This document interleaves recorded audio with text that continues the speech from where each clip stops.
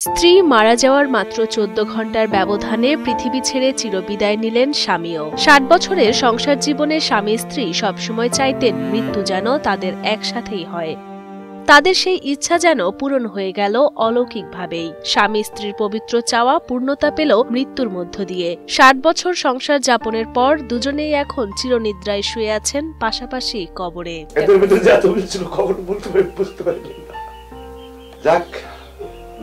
আল্লাহর মাল আল্লাহ নিয়ে গেছে, আল্লাহর কাছে বলি আল্লাহ যেন সুখে শান্তিতে রাখে, এইটুকু কামনা করি। আর কিছু শ্বশুর ছাড়া আমার বাপ মারা গেছে, শ্বশুর বাড়ি পাইছি, এক শ্বশুর পেয়েছি, সেও গেছে গামগো একা বলাই দিয়ে আমরা অসহায় হয়ে গেছি।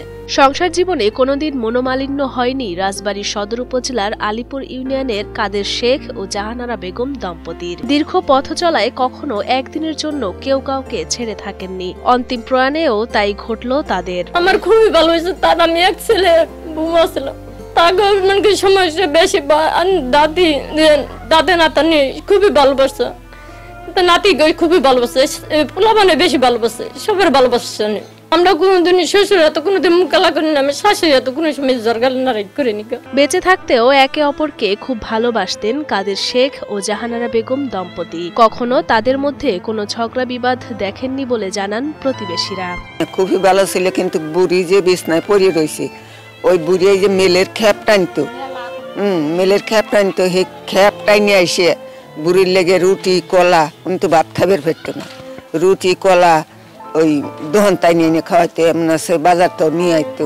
স্ত্রীর মৃত্যুর একদিন যেতে না যেতেই স্বামী মারা যাওয়ায় হতবাক প্রতিবেশী ও স্থানীয়রা। বর্তমান সময়ে তথাকথিত প্রেম ভালোবাসার কাছে তাদের এমন ভালোবাসা ও মৃত্যু দৃষ্টান্ত বলে মনে করেন তারা। কাদের কাকার স্ত্রী এদের যে সম্পর্কটা ছিল, এই সম্পর্ক দেখে আমাদের বর্তমান মা বোন যারা আছে, আমরা যারা স্বামী স্ত্রী যারা আছি, আমাদের এখান থেকে একটা শিক্ষা নেওয়া দরকার যে আমরা স্বামী স্ত্রী এদের মতো একটা ইতিহাস গড়তে পারি।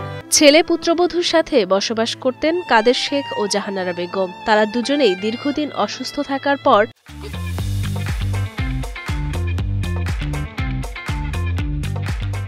১৯ নভেম্বর মঙ্গলবার হাসপাতালে চিকিৎসাধীন অবস্থায় সন্ধ্যা ৬টায় মৃত্যু হয় স্ত্রী জাহানারা বেগমের। স্ত্রীর মৃত্যু শোক সইতে না পেরে মাত্র ১৪ ঘণ্টার ব্যবধানে পরদিন বুধবার সকাল ৮টার দিকে মারা যান আব্দুল কাদের শেখ। দুজনকে হাসপাতালে নেওয়ার পরে যেদিন নিয়েছি তার পরের দিনের মনোগঞ্জে সন্ধ্যা ৬টা কয়েক মিনিটে মনোগঞ্জে আমার আম্মা বিদায় নিই, তুমি গেছাও যাও আমি আসতেছি।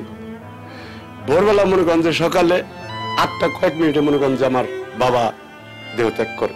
তাদের দুজনের জানাজার নামাজ আলাদিপুর ১ নম্বর কলোনির হাফিজিয়া মাদ্রাসা ও এতিমখানায় সম্পন্ন হয়। এরপর আব্দুল কাদেরের বসতভিটা আলাদিপুর ১ নম্বর কলোনি গুচ্ছগ্রামের পাশের কবরস্থানে পাশাপাশি তাদের দাফন করা হয়। মারা যাওয়ার পরে ওই জায়গা গোসল করে নিয়েছে, গোসল করাই ঠিক এক জায়গায় দাফন করে নিয়েছে, জানাজার নামাজ এক জায়গায় করা হয়েছে।